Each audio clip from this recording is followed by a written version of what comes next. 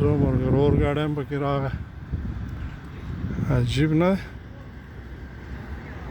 کوینې هلته وګوره پیشوګانې.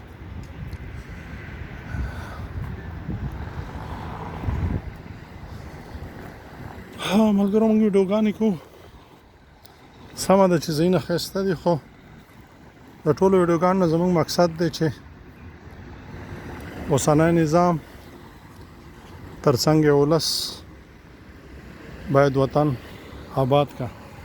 څوک چې زما په خبرو پوهېږي یو بل ته لاس ورکو، وطن آباد کو.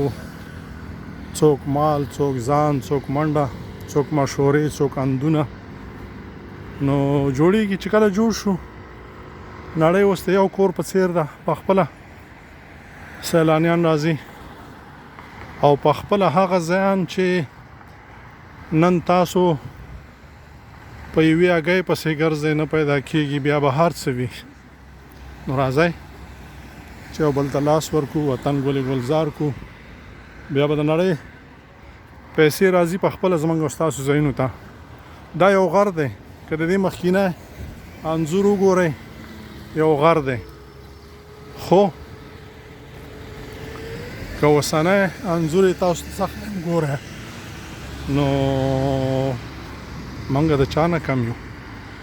راځئ چې لاسونه سره یو کو او خپل وطن آباد کو، تر څو د نړۍ د سوالونو نه خلاص شو او خپل ځانونه، خپل کورونه، خپل وطن په خپله وساتو.